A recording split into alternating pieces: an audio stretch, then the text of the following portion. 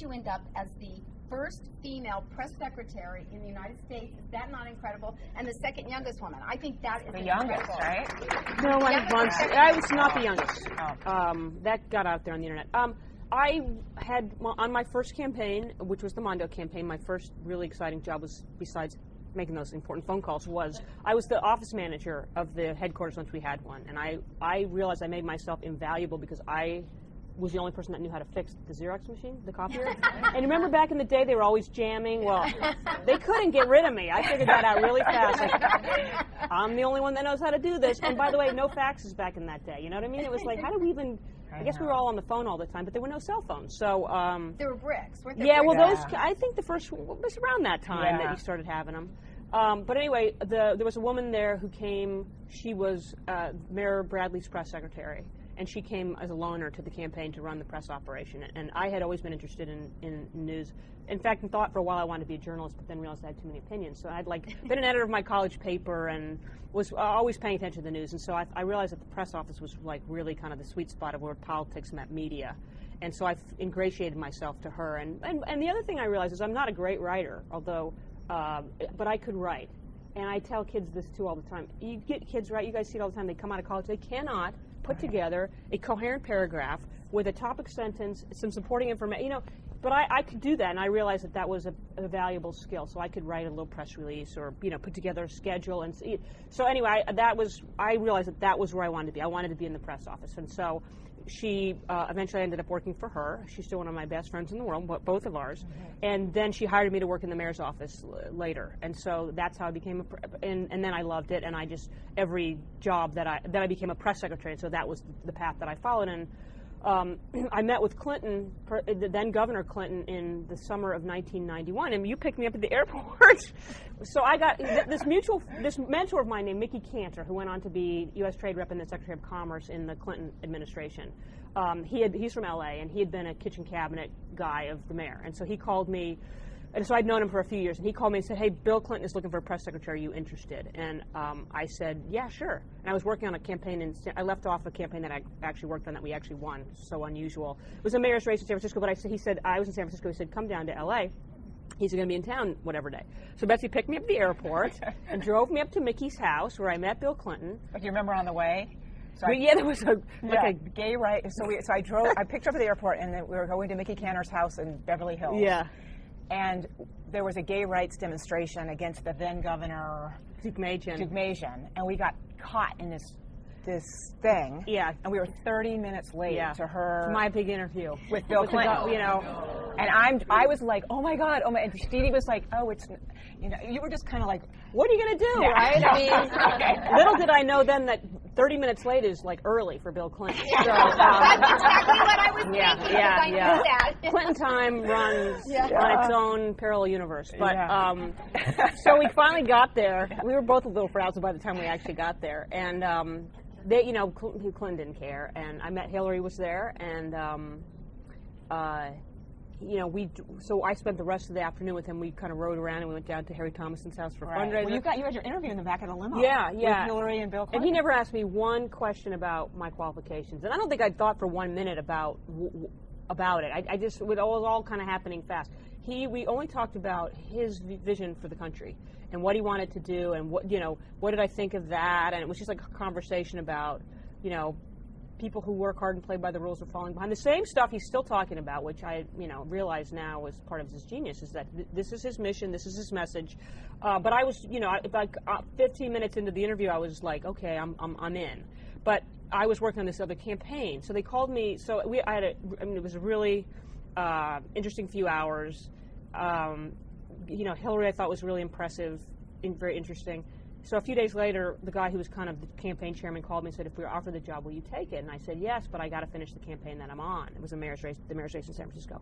I said, "I won't be done for 4 weeks." He said, called me back a couple days later. He said, "Okay." So I finished this. We actually won this crazy mayor. San Francisco is like it's the craziest place in the world, right? This candidate that I worked for was like a New Deal Democrat who was painted like a right-wing Nazi.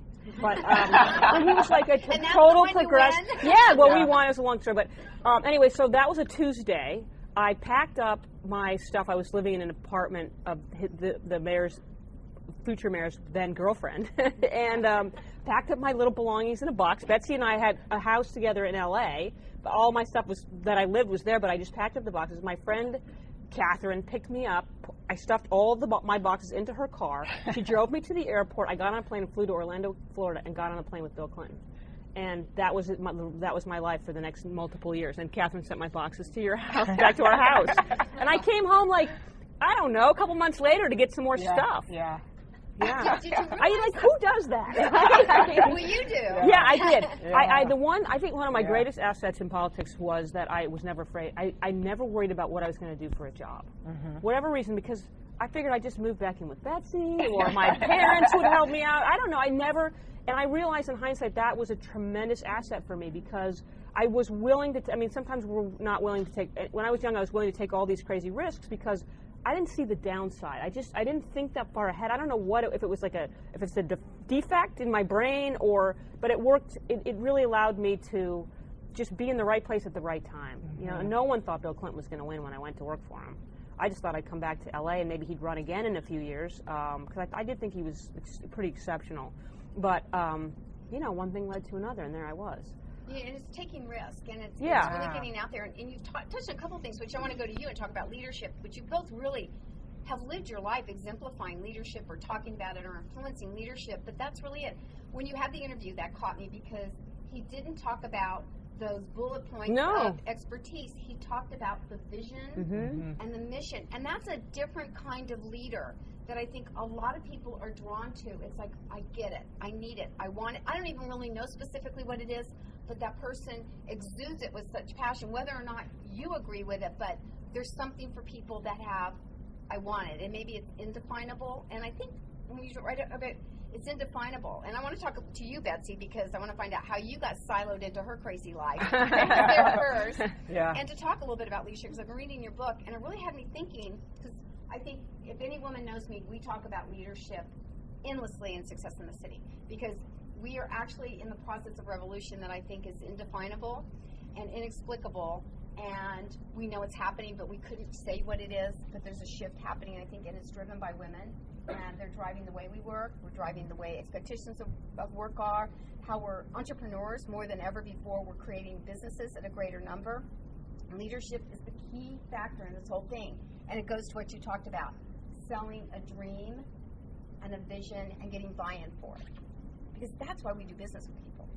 So how did you get into the business of politics? Well, my route was a little bit different, because the thing Dee Dee always was, she discovered being a press secretary, so she kind of went in from that, and I remember she said she kind of worked up the way, and I kind of in my 20s I was really trying to figure out what I wanted to do, and ended up weirdly in the life insurance business.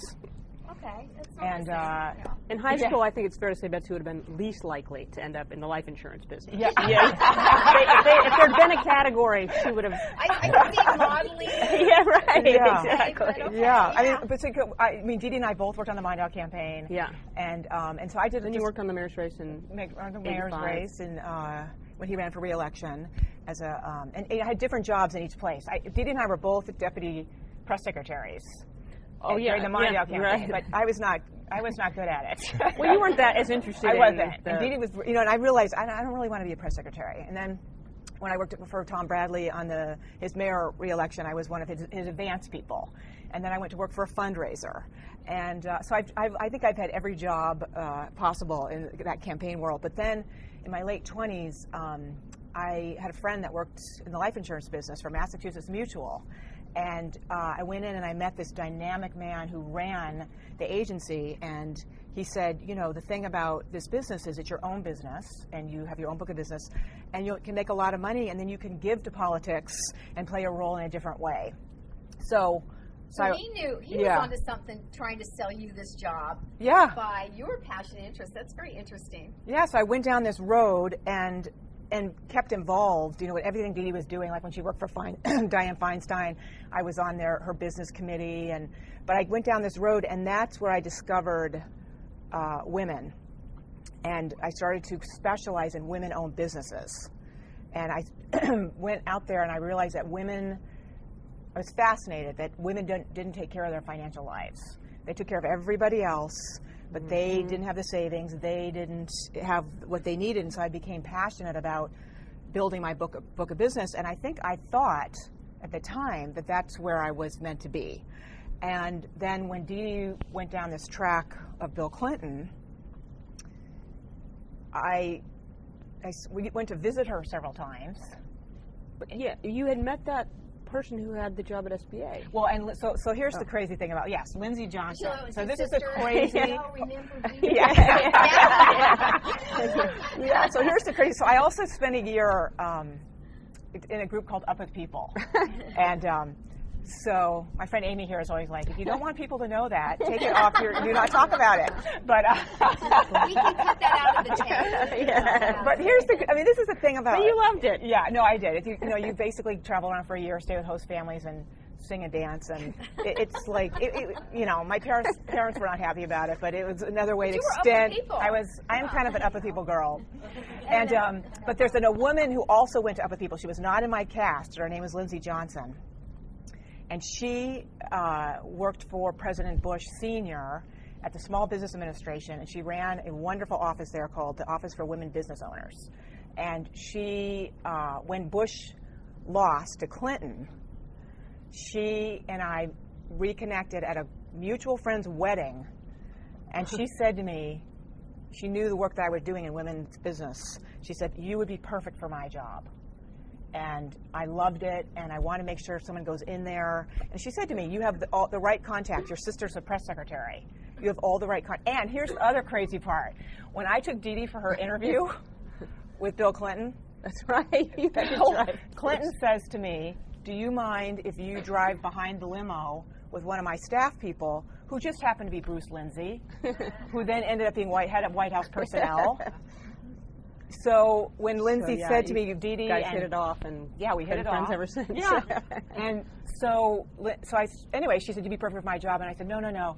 She said, "I'm going to send you the job description." And I remember the moment comes over the fax, and I looked at the job description, and I was like, "This is so me." And anyways, then I said to Dee Dee, "What do you think?" And then I went and met with Bruce Lindsay, and the next thing I knew, I was interviewing with Erskine Bowles, and so I ended up taking that job to be the head of the Office for Women Business Owners, which changed my life totally. And I think at the time I thought, I'll just come to Washington, do this job, and then go back to my business. And I never would have done it probably if Dee Dee wasn't in Washington, because I got the job. And were you both single at the time? Both single? No, I was married to my first husband, which is a whole other story. And part of it, Dee Dee was like, "You're definitely running away from that." And so I'm like, you ran away from home. I ran away from home, and so I basically said, "I'm taking this job. I'm moving to Washington. Oh, by the way, I hope you don't mind. I'm just going to live with you for a little bit in your one-bedroom apartment." She slept on my pull-out couch for 7 months. It was okay, though. It's like... Yeah, but we had a lot of, actually, good times. Yeah, we did. And living in her... This sounds like it could be a movie.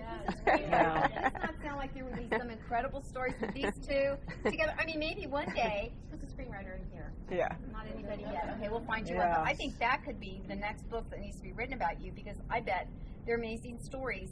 Both of you living together in Washington. And I bet you never were really home, except just to sleep.